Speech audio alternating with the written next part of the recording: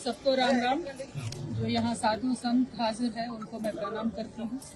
అదేవిధంగా మన గౌరవనీయులు డిప్యూటీ స్పీకర్ గారు రామచంద్ర నాయక్ గారు, అన్న సీనియర్ నాయకులు బలరామన్న గారు, అట్లానే పెద్దలు గౌరవనీయులు ఈటెల రాజేంద్రన్న గారు, మాజీ ఐఏఎస్ గారు జగన్నాథ్ నాయక్ గారు, సీతారాం నాయక్ గారు, మా మాజీ ఎంపీ గారు, మా సోదరులు నిజామాబాద్ వాస్తవ్యులు నాయక్ గారు, ఇంకా చాలా మంది, మొత్తం సగం మంది మా నిజామాబాద్లో ఉన్నారు. అందరికీ నమస్కారం. మా సింగ్ అన్న గారికి, రామచంద్ర నాయక్ గారికి అందరికీ కూడా పేరు పేరున నమస్కారాలు తెలియజేస్తూ, ఇవాళ అనేక మంది బంజారా సాధు సంతులు, ముఖ్యంగా తెలంగాణ, ఆంధ్ర, కర్ణాటకకు సంబంధించినటువంటి వాళ్ళందరూ కూడా మన దక్షిణ భారతదేశానికి సంబంధించినటువంటి ఆచార వ్యవహారాల్లో మాకు తగిన స్థానం కల్పించాలి ఇక్కడ హాతీరాం మఠంలో అని చెప్పి కోరుతూ ఉన్నారు. మీ పక్షాన మేమందరం కూడా తప్పకుండా నిలబడి ఉంటాము. ఎందుకంటే వెంకటేశ్వర స్వామిని ప్రసన్నం చేసుకోవడం అంత సులువు కాదు. అటువంటి వెంకటేశ్వర స్వామితోని పాచికలు ఆడుకునే విధంగా ఒక స్నేహాన్ని, బంధుత్వాన్ని పెంపొందించుకున్నటువంటి మహాభక్తుడు హాతీరాం గారు. భగవంతుడి కన్నా ఎప్పుడు భక్తుడే ఎక్కువ అని మనం చెప్పుకుంటాం.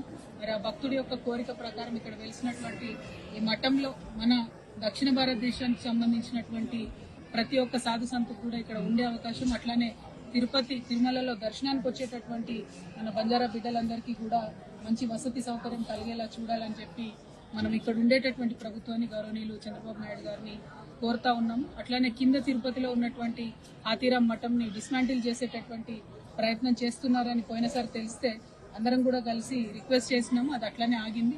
దాన్ని డిస్మాంటిల్ చేయకుండా దాన్ని ఇంకా ఫర్దర్ గా మన బంజారాలకు సంబంధించినటువంటి ఒక వేదికగా దాన్ని చేసేటట్టుగా ప్రభుత్వం ఆలోచించాలి.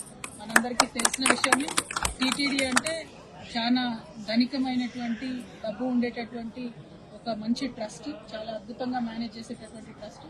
ఈ ట్రస్టులో హాతీరాం బావాజీ గారి యొక్క ఈ మఠాన్ని అద్భుతంగా ఆధునీకరించి మంచిగా నిర్మించాలని కూడా మళ్ళీ ఒకసారి కోరుతా ఉన్నాము. ఏదేమైనా हम सब मानते हैं कि साधु संत ही हमारे देश की संपत्ति है। जब आप खुश है तो हम लोग खुश रहेंगे, आपका आशीर्वाद होगा तो जनता भी अच्छा होगा। इसके हिसाब से पूरा हमारे दोनों स्टेट्स तेलंगाना और आंध्र भी डेवलप होंगे, ऐसे हम मानते हैं। और आपके आस्था को जो गौरव मिलना चाहिए वो यहाँ जरूर मिलनी चाहिए। उसके लिए हम सबको मिलके, अब दिस इज अबाउट पॉलिटिक्स, इसमें पॉलिटिक्स का कोई मतलब नहीं है, ये आस्था की बात है। इसके लिए हम सब मिलके जरूर यहाँ की गवर्नमेंट से कोशिश करके अपनी आस्था बनाए रखने का कोशिश करेंगे। इसमें हमारा सहयोग होगा। Thank you. जय तेलंगाना, जय।